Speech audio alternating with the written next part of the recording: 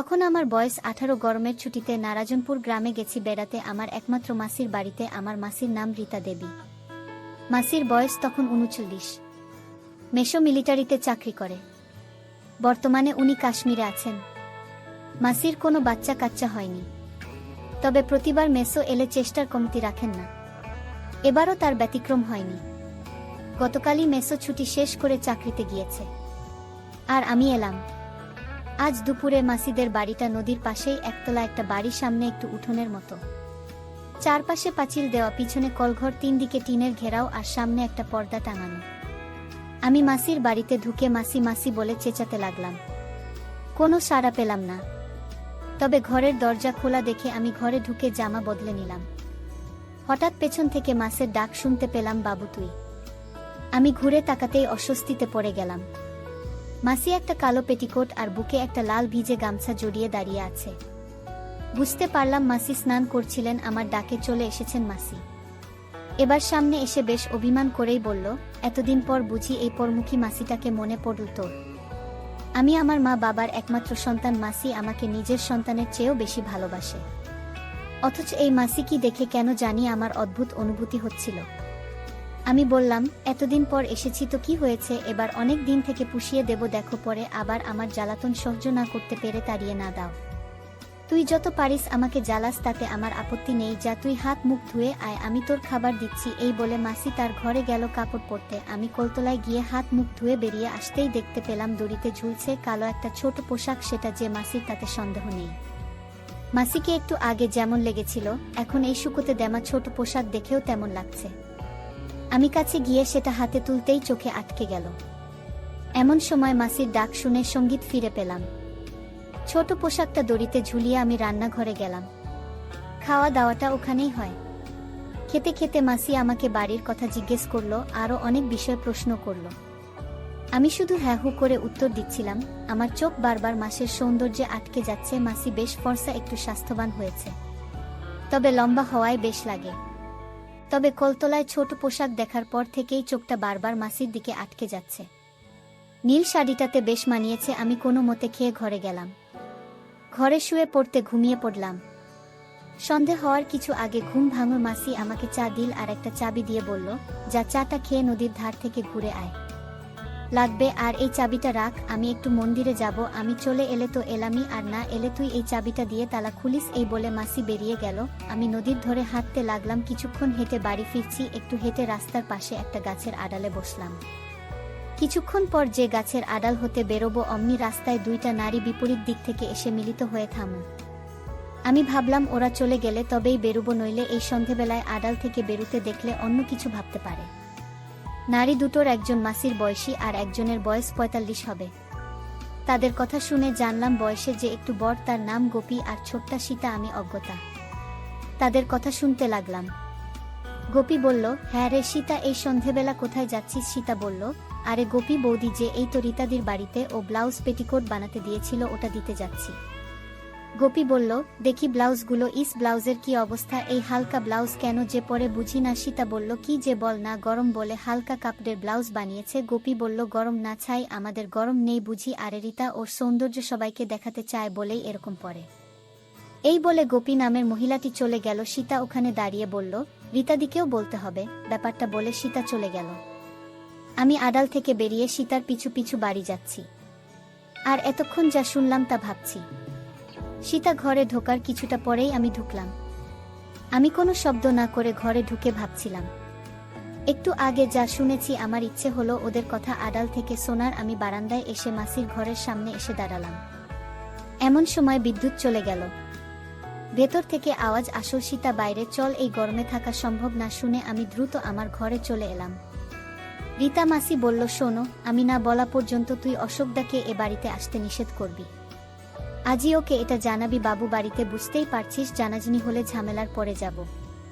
সীতা বলল, তা না হয় বলবো, কিন্তু এভাবে আর কতদিন গো? পাড়ার মহিলারা যেভাবে আমাদের, বিশেষ করে তোমার পিছে লেগেছে, তাতে কদিন যে শাক দিয়ে মাছ থাকতে পারবো।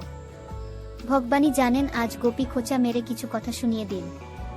ওদের আলাপ থেকে বুঝতে পারলাম অশোক দাস সাথে এই দুজনের গভীর সম্পর্ক আছে।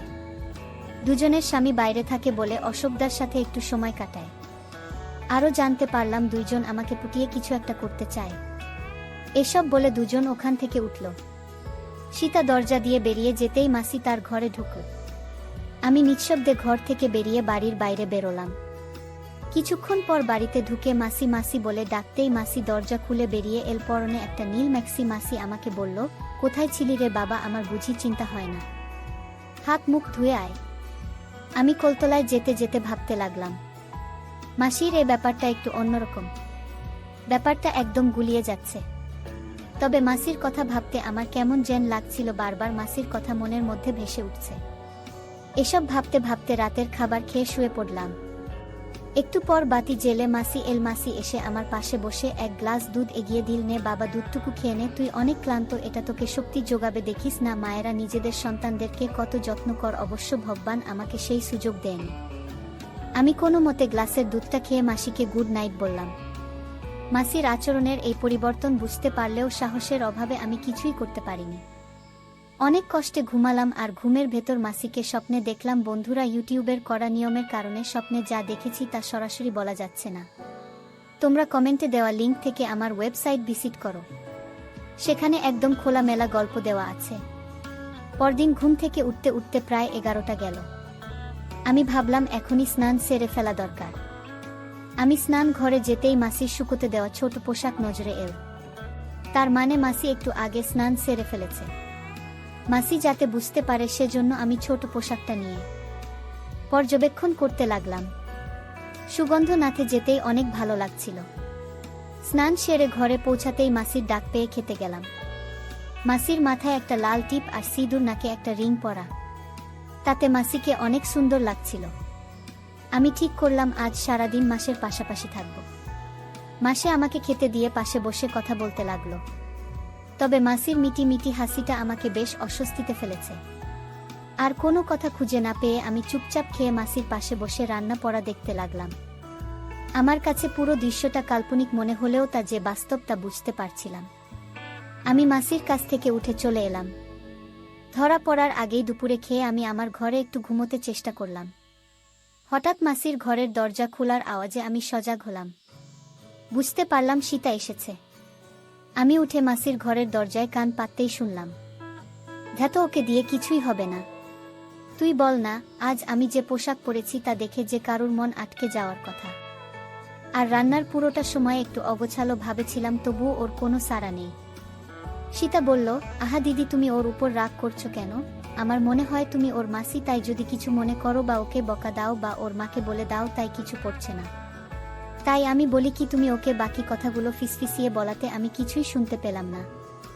শুধু এটুকুই শুনলাম, মাসি বলছে তুই পড়িস বটে, তাহলে এক কাজ কর, তোর বোন পোটাকে বলিস ওটা নিয়ে যেন 5টার দিকে চলে আসে। আমি বাবুকে নিয়ে তখনই বের হব, তাহলে আমি যাই।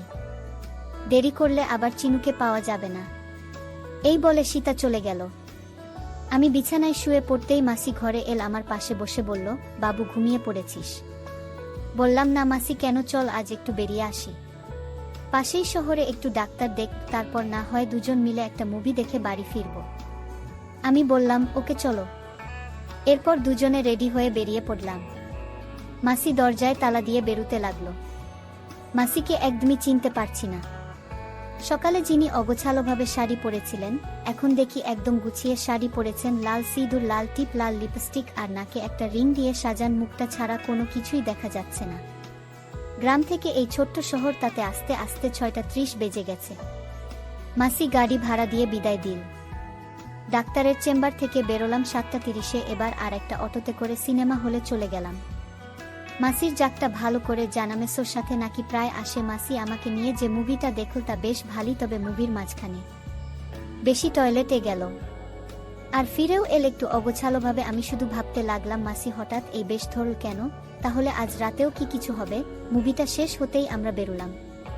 তখন প্রায় রাত 10টা। মাসিকে যাওয়ার কথা বলতেই মাসি অবাক হয়ে বলল, পাগল হয়েছিস? এত রাতে কোনো অটোবালা যেতে চাইবে না।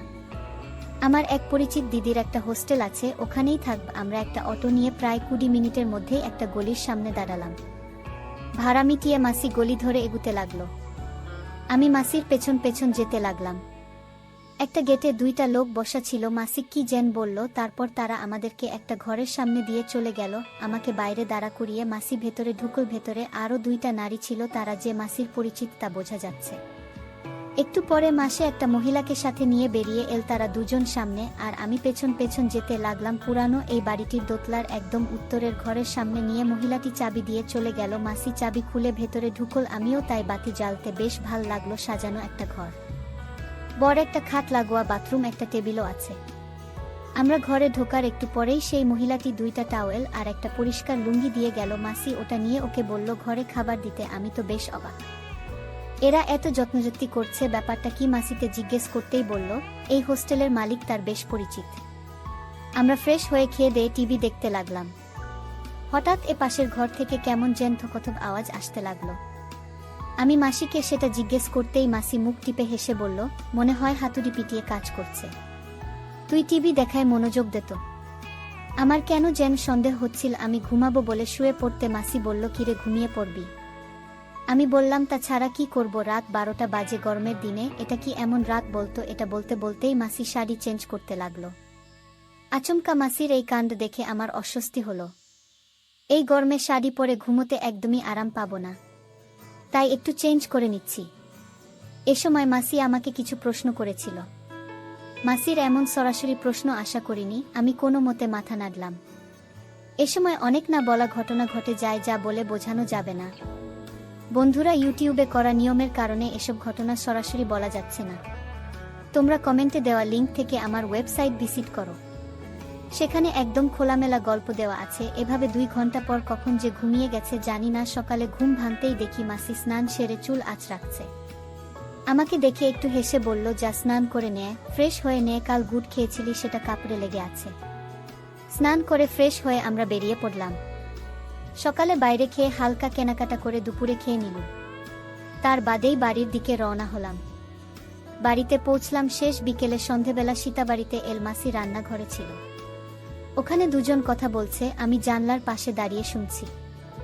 এখন আর ধরা পড়ার ভয় নেই, কারণ মাসি জেনে গেছে যে আমি তাদের আগের কথাগুলো শুনেছি। সীতা কৌতূহলী হয়ে বলল, কি গো দিদি, কিছু হয়েছে? স্বামী সীতাকে সব কিছু খুলে বলে, আর সীতা বলে, তোমার ভাগ্নের সাথে আমার একটা ব্যবস্থা করে দাও না দিদি। মাসি বলল, ঠিক আছে, রাতে চলে আসিস, আমি ওকে বুঝিয়ে দেব। এদিকে আমি তাদের কথা শুনছিলাম আর ভাবছিলাম, যাক, এবারের ছুটি বেশ ভালো মতো কাটানো যাবে।